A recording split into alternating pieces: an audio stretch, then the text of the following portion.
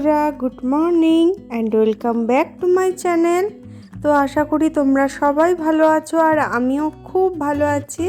আর আজ কিন্তু আমরা যাচ্ছি কঙ্কালীতলা।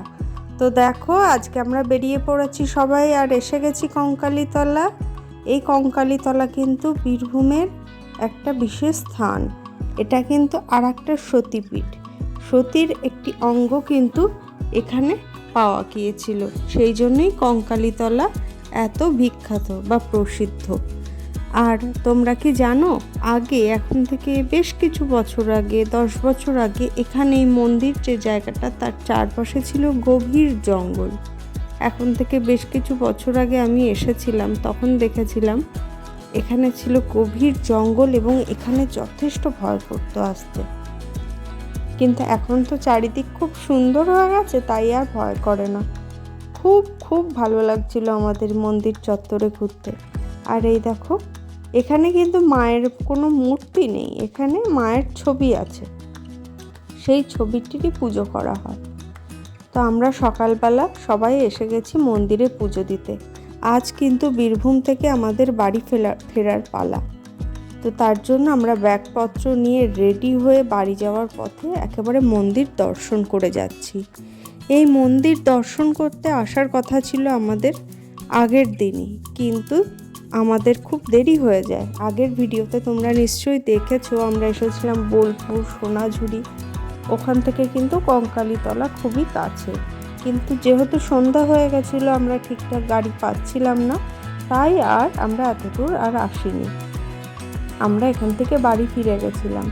প্রান্তিক থেকেই আমরা বাড়ি চলে গিয়েছিলাম। বাড়ি অর্থাৎ আমার হাজব্যান্ডের মামার বাড়ি আহমেদপুর, প্রান্তিক কোপাই, তারপরেই আহমেদপুর। তো আমরা বাড়ি ফিরে যাই, কিন্তু মনটা পড়েছিল এই মন্দিরের দিকে। আমার হাজব্যান্ড, আমার শাশুড়ি মা, ওরা ভীষণ চাইছিল এই মন্দিরে আসতে। প্রথম দিকে আমি অতটা গুরুত্ব দিইনি, কারণ এর আগে যখন এসেছি দেখেছি গভীর জঙ্গল ছিল, মন্দির এতটা তখন সুন্দর ছিল না, ভয়ই করতো। তাই ভাবছিলাম এরকম জায়গায় যাওয়ার কি দরকার বাচ্চাদের নিয়ে। কিন্তু যখন আসলাম এত ভালো লাগছিল, কি বলবো তোমাদের।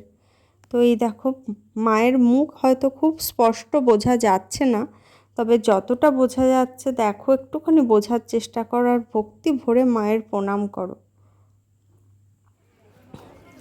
আর পুজো শেষ হয়ে গেছে, মানে আমাদের পুজো দেওয়া হয়ে গেছে। আর এখন যারা ভান্ডারা দেয়, ভান্ডারা অর্থাৎ তোমাদের আগের ভিডিওতেই বলেছি যে অনেক সময় আমরা মানসিক করে থাকি যে আমাদের এই মনস্কামনা পূর্ণ হলে আমরা মায়ের পুজো দেব।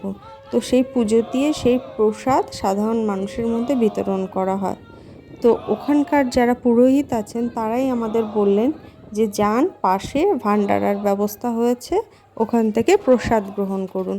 তো আমরা এসে কিন্তু সেখানেই বসেছিলাম। আর এই দেখো, যারা ভান্ডারা দিচ্ছিল তাদের সাথেই ছোট বাচ্চাটা ছিল। এই বাচ্চাটা কিন্তু আমাদের সব পাতা দিচ্ছিল, কিন্তু তো খুবই ছোট, ওর দেওয়ার কোনো অভিজ্ঞতা নেই বলেও প্রথম দিকে ঠিকভাবে দিতে পারছিল না। তাই আমরা আবার ওকে বলে দিচ্ছিলাম যে তুমি এইভাবে দাও, ওইভাবে দাও। আর ও কিন্তু আমাদের কথা শুনে ঠিক সেভাবেই দেওয়ার চেষ্টা করছিল। তো যাই হোক, ভান্ডারায় আমরা কি খেলাম দেখো। আগেই বলেছি, তোমরা তারাপীঠেও দেখেছো যে এখানে মাছ ভাত দিয়ে মানে আমাদের প্রসাদ দেওয়া হয়েছিল, এখানেও কিন্তু তাই। এখানে ডাল, মাছের মাথা দিয়ে বাঁধাকপির চচ্চড়ি, তারপরে মাছের ঝোল, চাটনি, পায়েস দেয়া হয়েছিল এবং প্রত্যেকটা খাবারই ছিল দারুণ সুস্বাদু।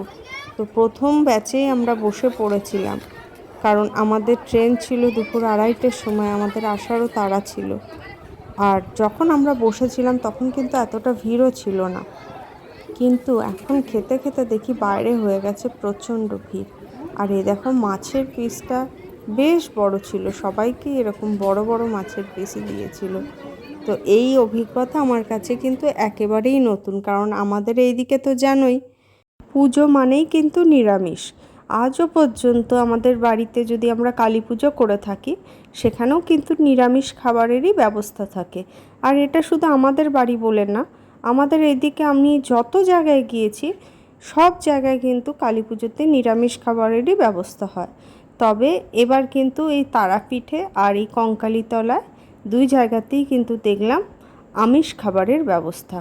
আর দেখো আমাদের খাওয়া দাওয়া শেষে আমার শাশুড়ি মা হাতে নিয়ে নিয়েছে প্রসাদ। যে টোটো দাদার টোটোতে করে আমরা এসেছি তাকেই মানে তার কাছেই এই প্রসাদ নিয়ে যাচ্ছে, সেও যাতে প্রসাদ পায়। আর দেখো এই কঙ্কালীতলার চত্বরটা কত সুন্দর। আর তোমাদের একটু আগেই বলছিলাম না যে এখন প্রচণ্ড ভিড় হয়ে গেছে, তো দেখলেই তো কত মানুষ এসে আবার বসেছে, মানে একটা ব্যাচ শেষ হয়ে গেছে আর একটা ব্যাচ বসে গেছে। তো বাড়ি ফেরার আগে আমরা কিছু ফটোশ্যুট করছিলাম। তো এই দেখো আমার ছোট্ট ননদ, ও কিন্তু খুব মিষ্টি আর খুব সুন্দর মানে ফটো তোলে, ভিডিও করে। তো যাই হোক, এবার বাড়ি ফিরতে হবে। তবে বাড়িতে যাওয়ার আগে যেহেতু আজকে আমরা অনেক দূর যাব, আমরা বীরভূম থেকে আজকে কলকাতায় ফিরব, তো তার জন্য ট্রেনে করে অনেকটা সময় আসতে হবে। তো সেই জন্য একটু ওয়াশরুমে যাওয়ার প্রয়োজন ছিল সবার। তো মন্দির থেকে বেরিয়েই কিন্তু ডান হাতেই আছে ওয়াশরুম। সেখান থেকে আমরা ফেরার সময় দেখলাম আরও একটা সুন্দর মন্দির কঙ্কালীতলার ঠিক সামনেটায়। তো সেখানে গিয়েও আমরা কিছু ভিডিও করছিলাম। ইচ্ছা ছিল ওই মন্দিরের ভেতরে ঢোকার, একটু বসার, কারণ এত সুন্দর জায়গাটা, এত ঠান্ডা ওখানকার পরিবেশ, খুব ভালো লাগছিল। কিন্তু যেহেতু সময়ের খুব অভাব ছিল, আমাদের ট্রেন ছিল 2:30-র সময়, তাই আর আমাদের পক্ষে সেখানে বেশিক্ষণ দাঁড়ানো সম্ভব হয়নি। আমাদের ওখানে শুধু মন্দিরের সামনে থেকে দেখেই চলে আসতে হয়েছিল। তো আজকের জন্য ভিডিওটা এতটুকুই থাকলো। কেমন লাগলো তোমাদের অবশ্যই তোমরা জানিও। আর তোমাদেরকেও বলবো অবশ্যই তোমরা যখন বীরভূমে বা বোলপুরে আসবে অবশ্যই কঙ্কালীতলায় এসো, খুব ভালো লাগবে এখানে আসলে। তো দেখো কালকে যে ড্রেসটা আমি পরেছিলাম, অর্থাৎ বোলপুরে যেটা পরে গেছিলাম, সেটা পরেই কিন্তু আমি কঙ্কালীতলায় এসেছিলাম। বাড়ি গিয়ে জামাকাপড় ধুয়ে দিয়েছিলাম, আর খুব গরম ছিল তো তাই এক রাতেই জামাকাপড় শুকিয়ে গেছে।